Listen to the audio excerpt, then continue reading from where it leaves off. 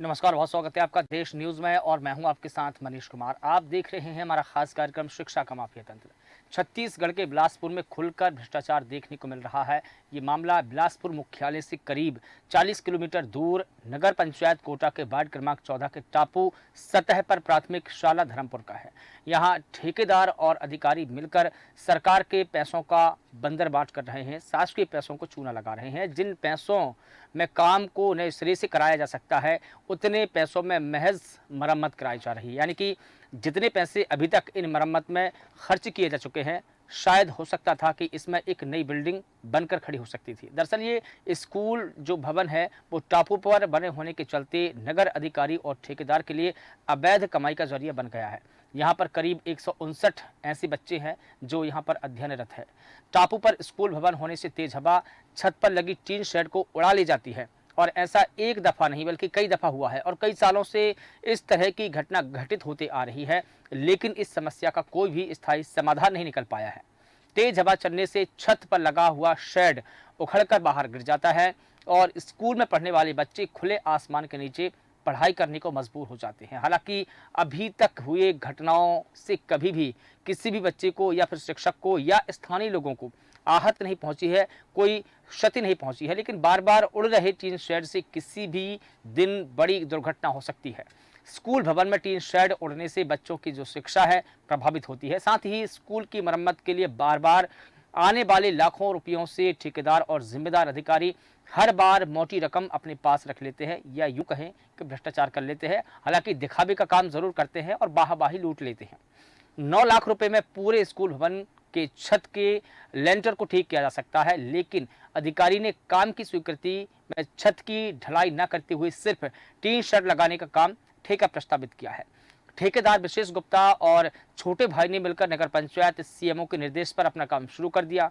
गजब की बात तो यह है कि जिस काम के लिए प्रशासन ने लगभग 9 लाख रुपए स्वीकृत किए हैं, उस काम को ठेकेदार ने बहुत ही सस्ते दाम में करा लिए हैं।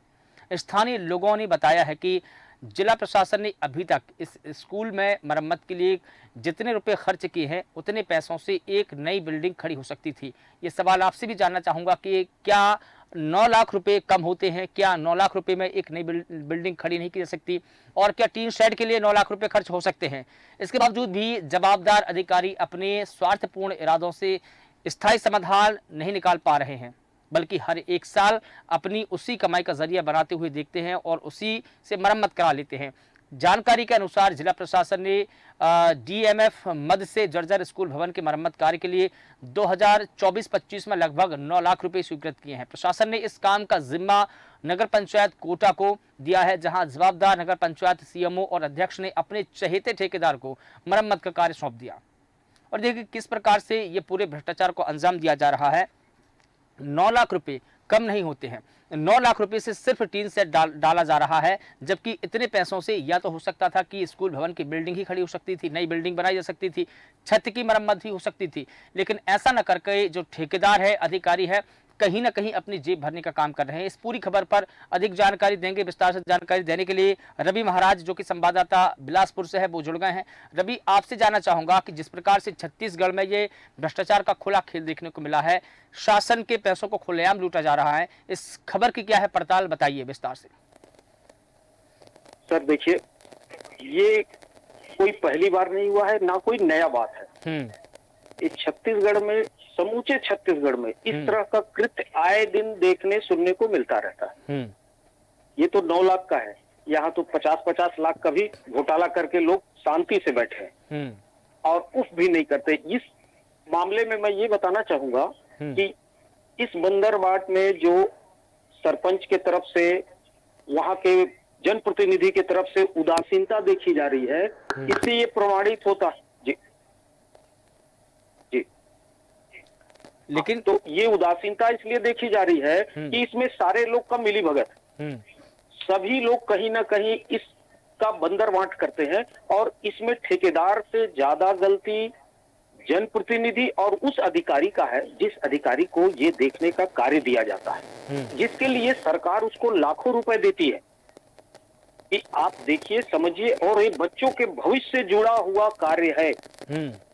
ये हमारे देश के भविष्य हैं, जो बच्चे वहां पढ़ते हैं, लिखते हैं, और उसके बाद उनको सरकार चाहती है अच्छी से अच्छी सुविधा देना, लेकिन नीचे के लोग, ठेकेदार, इंजीनियर, सब मिलकर पैसे का बंदरबांट करते हैं, और उसका परिणाम आपके सामने दिख रहा है।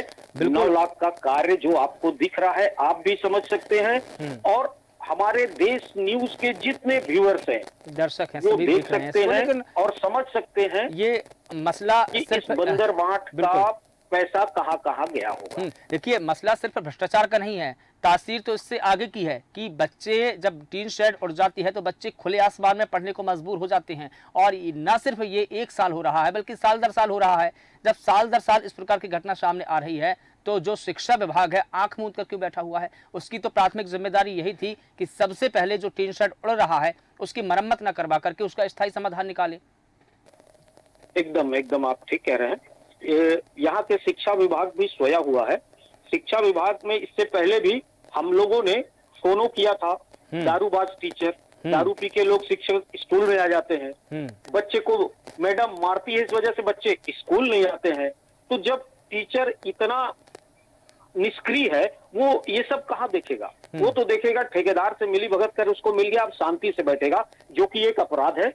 इस अपराध की सजा डीओ को भी मिलना चाहिए, जोनल अधिकारी को भी मिलना चाहिए, जो सिर्फ एसी रूम में बैठे रहते हैं, और किसी भी प्रकार का कोई भी देखभाल स्कूल के बच्चों को, जो आदिवासी क्षेत्र में हो, ग्रामीण अंचल में हो, कहीं भी हो, उनका कोई ध्यान नहीं जाता। बस इतना जानते हैं कि वो 9 लाख का टेंडर हुआ है, वो कौन ठेकेदार कर रहा है, उसको ये अपने ऑफिस बुलाएंगे, उससे बातें करेंगे, कैसा काम हो रहा है, गुणवत्ता कैसा है, इस पे कोई ध्यान नहीं। वो छत है कि हवा में उड़ गया, लेकिन ठीक है, टेंडर जारी करने वाले जो प्रशासनिक अधिकारी है, जिसे हम डीईओ कहें, क्या उनकी जिम्मेदारी नहीं है कि पहले मौके का मुआयना करें, मुआयना करने के बाद ये जाकर देखें और इस बात से तसल्ली कर लें कि जो ठेकेदार है उसके काम कैसे हैं, कामकाज कैसे है, इसके अलावा उसका जो रिकॉर्ड है वो कैसा है, वो काम कर रहा है, किस तरीके से काम कर रहा है, और जो हमने उम्मीदें जताई है उन उम्मीदों पर खरा है या नहीं। और जब वो काम कर रहा होता है, जब जैसे कि टेंडर तो जारी हो गए हैं, अब जो उसने काम किया है उसका मौके पर जाकर निरीक्षण करते, क्या ये जिम्मेदारी डीईओ की नहीं थी? ये संबंधित डीएमएफ मद से जो काम इनको मिला होता है, उसका निरीक्षण करने के लिए संबंधित एक इंजीनियर होता है, सिविल इंजीनियर, जिसकी सारी जिम्मेदारी है कि वो ठेकेदार कैसा है, उसका कार्य कैसा है, जो कार्य वो कर रहा है वो गुणवत्ता युक्त है कि गुणवत्ता विहीन है। यदि वो गुणवत्ता टेंडर के अनुरूप काम नहीं कर रहा है, गुणवत्ता से काम नहीं कर रहा है, तो उनको रोकने का भी अधिकार है, उनके बिल भी रोकने का अधिकार है, लेकिन ऐसा संबंधित इंजीनियर नहीं करते। इसका कारण हम और आप भली भांति जानते हैं। बिल्कुल। इसमें सबसे बड़ा दोषी अब यदि कोई है तो संबंधित डीएमएफ फंड का इंजीनियर, जो सर्वे करता है, जो आए दिन आके चेक करता है, देखता है कार्य कैसा हो रहा है, और देखते हुए भी आंख बंद कर लेता है। इसका बहुत बड़ा कारण है कि ठेकेदार और इंजीनियर की मिलीभगत, और उसका परिणाम सामने दिख रहा है। बिल्कुल ठीक है। एक घटना का हम थोड़ा सा इमेजिनेशन कर लेते हैं कि माना कि खूब हवाएं चल रही है, टापू पर स्कूल बना हुआ है, और उसी वक्त कोई टीन शेड उड़ जाती है, या कोई जो पाइप है वो निकलकर बच्चों के सिर पर लग जाता है, या टीचर के सिर पर लग जाता है, या ग्रामीणों के सिर पर लग जाता है, तो क्या ये घटना भयावह नहीं हो सकती? हो सकता है किसी की जान जा सकती है इसमें। एकदम हो सकता है, और ऐसा आए दिन देखने को मिलता भी है। कहीं आग लग गया, कहीं सीट उखड़ के चला गया, तो किसी का सर कट सकता है, किसी के ऊपर गिर के मेजर कैजुअलिटी हो सकती है। बिल्कुल। तो इसका जिम्मेदार भी वो ठेकेदार और इंजीनियर होंगे, शिक्षा विभाग होगा, डीएमएफ के जो बड़े अधिकारी हैं वो होंगे, जो प्रॉपर आके चेक भी नहीं करते कि ये कैसा लगा है, किस ढंग से लगाया है ठेकेदार ने। ठेकेदार की गलती का खामियाजा आम जनता क्यों भरे? ये शासन का पैसा है, हमारा और आपका पैसा है, उसका बंदरबांट नहीं होना चाहिए। सही ढंग से काम हो, इसके लिए सरकार पूरी तरह से जिम्मेदार है। उससे संबंधित अधिकारी, जो डीएमएफ में करोड़ों अरबों रुपए आते हैं, और ऐसे ही स्कूल के बच्चों के भविष्य के लिए स्कूल का मरम्मत कराया जाता है। अभी स्कूल से पहले भी कई जगह मरम्मत चल रहा है, बहुत जगह ये सब शिकायत आ रहा है कि लीपापोती किया जा रहा है ठेकेदार के द्वारा। बिल्कुल। तो वो ठेकेदार के द्वारा नहीं कराया जाता सर, वो तो इंजीनियर के सहयोग से कराया वो जाता तो है। लीपापोती तो दरअसल विभाग की तरफ से ही कराई जा रही है, क्योंकि विभाग के अधिकारियों के अपने जेब की परवाह है। उनको कहीं ना कहीं ये भी परवाह है कि अगर हमने ढंग से काम करा लिया तो फिर हमारी जेब कैसे भरेगी, हम कैसे खाएंगे। बात तो ये भी है। यही मेन बात है। उनका उद्देश्य काम सेकेंडरी है, पहला उद्देश्य यही है कि हमारी जेब कैसे भरेगी। वो अपने जेब की तरफ इतना ज्यादा आकर्षित हो जाते हैं कि देश हित में सोच ही नहीं पाते, बच्चों के हित में सोच नहीं पाते। क्योंकि मैं ये बिल्कुल नहीं मानता कि ठेकेदार अपनी मनमानी करते हैं। ठेकेदार पर जब शासन का चाबुक चलता है तो वो चाल बिल्कुल सीधी चलता है, आड़ी टेढ़ी चाल तो चल ही नहीं चलता। लेकिन जब प्रशासन के अधिकारी ही इस प्रकार की घटना को अंजाम देंगे या उनकी मिलीभगत से उनके पास जाकर मिल जाएंगे या अपने केबिन में उनको बुला लेंगे, तो आप इस बात का बिल्कुल भी अंदाजा नहीं लगा सकते कि वो ऐसा कर सकते हैं। दरअसल ये बात निकलती है ना तो शासकीय अधिकारियों के उससे ही निकलती है। ठेकेदार को मैं बिल्कुल गलत नहीं मानता, क्योंकि ठेकेदार अपनी जगह पर सही है, उनको जैसा बोला जाएगा वो वैसा काम करेंगे। एकदम सही बोला आपने, बिना उनके सहयोग के ठेकेदार 1 इंच दाएं बाएं नहीं जा सकता। यदि 1, 2, 4 का सीमेंट बनाना है तो वैसा ही बनाएगा, यदि इंजीनियर चाहेंगे। और इंजीनियर चाहेगा अरे हो गया ना, बिल्डिंग बना दो, जैसे भी बनाओ, तुम देख हमारा ख्याल रखना, तो ठेकेदार उसी हिसाब से करता है जैसा आपने कहा। अगर उनका हंटर चले तो ये दाएं बाएं और बाएं हो ही नहीं सकते बिल्कुल, क्योंकि प्रशासन का चाबुक जब चलता है तो अच्छों को उधेड़ के रख देता है। देखिए क्या होता है कि अभी 4-1 की बात की, क्योंकि 4-1 का मसला तो तब होता है जब शासन अच्छे से काम करना चाहता है या प्रशासन का अधिकारी ठीक से काम करना चाहता है, उसको अंजाम तक पहुंचाना चाहता है। लेकिन 8-1 का मसला तब हो जाता है जब उनको जेबों की चिंता होती है। तो ये 8-1 का मामला है। 4-1 का तो बिल्कुल भ्रष्टाचार की श्रेणी में नहीं आता, लेकिन 8-1 का जब मसला हो जाए तो भ्रष्टाचार की श्रेणी में है। जी जी, तो क्योंकि बाकी के 4 भी तो बचाने हैं। तो इस तरह समाचार के बावजूद यदि संबंधित अधिकारी पर कोई कार्रवाई नहीं होता तो ये कार्य तो समूचे छत्तीसगढ़ में इसी तरह चलता रहेगा। बिल्कुल चलता रहता। ठेकेदार और अधिकारी का मन बढ़ा रहेगा। अब चूंकि शासन प्रशासन बदल गया है, कांग्रेस के बाद अब भाजपा सरकार आ गई है, तो लोगों को यही उम्मीद है कि अब शायद इसमें लगाम लगे। कई अधिकारी मिलते हैं तो बोलते हैं अभी थोड़ा लगता है सुधार होने की संभावना है। तो हम लोग तो यही चाहेंगे कि सरकार इस पे तुरंत एक्शन ले, संबंधित अधिकारी को, ठेकेदार को, जो इसमें सम्मिलित है, किसी को बख्शा ना जाए, तो फिर ऐसा उदाहरण सामने नहीं आएगा। लेकिन एक डिमांड और क्यों नहीं उठाई जा रही है कि हमको सिर्फ टिन सेट के स्कूलों में ही क्यों पढ़ना है? ऐसे समय में जब पीएम श्री स्कूल बनाए जा रहे हैं या सीएम राइज स्कूल बनाए जा रहे हैं या स्कूलों को लेकर के नया हमने ये भी देखा कि न्यू एजुकेशन सिस्टम भी लागू हो गया है, उसके बावजूद भी हम टीन शेड में क्यों पढ़ें? क्या ये जो शिक्षा विभाग के अधिकारी है या जो पंचायत के अधिकारी है वो कभी डिमांड नहीं करते कि हमको भी छत चाहिए? बहुत सही बात बोला आपने। जैसे पीएम श्री अभी आत्मानंद स्कूल कांग्रेस ने खोला, सभी अच्छे बिल्डिंग को और अच्छा हाईटेक करने का प्रयास किया। बिल्कुल, हाँ, इसमें कोई संदेह नहीं। चाहे वो पढ़ाई लिखाई का स्टैंडर्ड हो, इंग्लिश मीडियम टीचर रखा उन्होंने, इंग्लिश मीडियम पढ़ाई किया उन्होंने, बिल्डिंग को हाईटेक बनाने का प्रयास किया, पुताई से लेके एवरीथिंग। तो एकदम सही बोल रहे हैं। इस युग में जहां हम लोग अभी हैं, आधुनिक युग में, ऐसे में टीने शेड में पढ़ने के लिए यदि बच्चा बेबस है तो इसमें हम सब लोगों का गलती है, और उससे भी ज्यादा गलती जो हमारे करोड़ों रुपए टैक्स लेने के बाद भी सरकार समुचित और सही व्यवस्था नहीं दे पा रही। क्योंकि टैक्स पेयर ईमानदारी से अपना टैक्स पे करता है। अगर उसके टैक्स का जो पे है या जो पैसा है सरकार अगर सही दिशा में नहीं लगाएगी, हालांकि सरकार लगा रही है, सरकार करोड़ों का फंड जारी कर रही है, लेकिन सरकार को सही दिशा में या उस पैसे को अमल में लाने के लिए जो इम्प्लीमेंटेशन करना चाहिए वो जिम्मेदारी कहीं ना कहीं अधिकारियों की रहती है, सिस्टम की रहती है। रवि जी। जी जी हाँ, तो सिस्टम ही अगर उस पैसे का बंदरबांट करेगा तो कहीं ना कहीं सरकार की जो मंशा है उस पर तो पानी फिर जाएगा। तो इसका परिणाम आप देखिए, आपने पिछली सरकार चली गई, उसका कारण है कुछ इस तरह के कृत्य हुए। गौठान हजारों करोड़ रुपए खर्च किया उन्होंने, और आज गौठान कबाड़ बन रहा है। कोई सीट चुरा के ले जा रहा है, कोई एंगल चुरा के ले जा रहा है। आज गौठान 2 साल में खत्म हो जाएगा, यानी 1000 करोड़ मिट्टी में मिल गया। तो अगर सरकार ध्यान नहीं देगी, सही योजना सही ढंग से नहीं करवाएगी, तो उसका परिणाम आपके सामने है। बिल्कुल।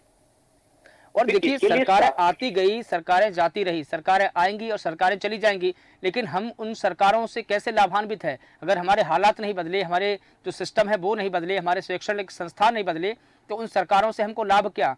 हम क्यों सरकारों को चुने? और जिन सरकारों को हम चुन रहे हैं, क्या वो हमारी बेहतरी के लिए कार्य कर रही है? क्योंकि जिस प्रकार की डेमोक्रेसी की हम संकल्पना करते हैं या बनाते हैं, क्योंकि डेमोक्रेसी बनती नहीं है, इसको हम बनाते हैं, इसको नित्य नए दिन बनाते हैं, सवालों से बनाते हैं और जवाबदेही से बनाते हैं। अब जवाबदेही और सवाल ही ना हो तो हम उन सरकारों को क्या करेंगे? वो हमारे तो कोई काम की सरकार नहीं रहेगी। सरकारों के बदलने से फायदा क्या होगा? हाँ, अगर इसी तरह का कृत्य होता रहा तो सरकार को बदलने से क्या होगा? मैं थोड़ा से पीछे जाऊंगा। बात तो तब बने जब हालात बदले। सरकारों को बदलने से क्या होगा? बात तो तब बने जब हालात बदले। जी जी जी। बिलासपुर के सिम्स हॉस्पिटल को हाई कोर्ट से फटकार लगा कि इस हॉस्पिटल का बहुत ही दयनीय स्थिति है, इसको सुधारा जाए। कांग्रेस समय से फटकार लगते लगते भाजपा की शासन आ गई। सिम्स बिलासपुर का आज भी वही हाल है। स्वास्थ्य मंत्री भी आए, बिल्कुल, वो भी बोले सब ठीक कर देंगे, लेकिन आज भी वही हाल है। तो आपने ठीक कहा कि शासन इसलिए बदला जाता है कि इसमें और अच्छा सुधार हो, उसमें हम और आप मिल के ये करते हैं। लेकिन शासन की जिम्मेदारी, अगर शासन ही लापरवाह हो जाएगा तो निश्चित है जनता भी अपना मत नेक्स्ट बार बदलेगी। लेकिन ढाक के 3-5 रिजल्ट वही निकलेगा। बिल्कुल। और कहीं ना कहीं देखिए, अगर हम ग्राम पंचायत स्तर पर इसकी संकल्पना करते हैं और चूंकि ये पूरा मामला जो है ग्राम पंचायत स्तर का है, तो कहीं ना कहीं इसमें जो ग्राम के सरपंच है या हम जैसे सचिव कहें या सहायक अधिकारी कहें या जनपद पंचायत के अधिकारी कहें, उनकी कहीं ना कहीं ये जिम्मेदारी थी कि वो जाकर के पहले मुआयना करते, देखते, उसका टेंडर जारी करने से पहले या टेंडर जारी होने के बाद कम से कम निरीक्षण तो करते। आप जाकर वह निरीक्षण ही नहीं कर रहे हैं, तो कहीं ना कहीं हम क्या समझे फिर इसको? निरीक्षण नहीं करने का मतलब है कि ठेकेदार का मनमानी करे और हमारे हिस्से की चीज हमको पहुंचाए। बिल्कुल, उनको बच्चों के भविष्य से, स्कूल के भविष्य से कोई लेना देना नहीं। हम तो ये समझते हैं कि हमारा जो सिस्टम के अधिकारी है, हमारा प्रशासन बड़ा शालीन है, आंखें बंद करके या बिल्कुल आराम से बैठा रहता है, किसी से कोई मतलब नहीं। जनता चाहे जहां जाए, सुधार हो या न हो, उनको क्या मतलब? जरूर तो बराबर वहाँ के विधायक महोदय को भी सोचना चाहिए, इस पे एक्शन लेना चाहिए कि हमारे क्षेत्र के गांव में ऐसा क्यों हो रहा है। प्राथमिक शाला धर्मपुरा कोटा का वहाँ के विधायक कांग्रेस के हैं, अटल श्रीवास्तव जी। तो उनका भी कर्तव्य और धर्म बनता है कि ऐसे कार्य पे तुरंत एक्शन ले। बिल्कुल। या कलेक्टर को आदेश दे, निर्देश दे कि आप ऐसा हो रहा है और आप देख रहे हैं, इस पे संबंधित व्यक्ति को, संबंधित इंजीनियर को तत्काल प्रभाव से सस्पेंड करें। बिल्कुल, उस पे एक्शन ले, उसके सैलरी से रिकवरी करें, तभी ये चीज समाज में सुधर सकता है। बिल्कुल ठीक है। तमाम जानकारी के लिए आपका बहुत शुक्रिया रवि महाराज जी। और देखना होगा कि इस कार्यक्रम के बाद में, इस खबर के चलने के बाद में क्या कुछ असर होता है। तो बता दें कि छत्तीसगढ़ के बिलासपुर में खुलकर भ्रष्टाचार देखने को मिल रहा है। बता दें कि बिलासपुर के कोटा पंचायत में एक प्रशासनिक प्राथमिक स्कूल है जो टापू पर बना हुआ है, शाला धर्मपुरा उसका नाम है। यहाँ पर ठेकेदार और अधिकारी किस प्रकार से अपनी मनमानी करते हैं, किस प्रकार से शासन के पैसों को चूना लगा रहे हैं, बंदर बांट कर रहे हैं, ये आपने देखा पूरी स्टोरी में कि अगर जिस पैसे से स्कूल की नई बिल्डिंग खड़ी हो सकती है, उतने पैसे में सिर्फ टीन शेड लगाया जा रहा है। तो आप ये समझ सकते हैं कि भ्रष्टाचार किस स्तर पर हो रहा है, किस स्तर का है। फिलहाल देश न्यूज़ के खास कार्यक्रम में बस इतना ही। मुझे दीजिए इजाज़त। नमस्कार।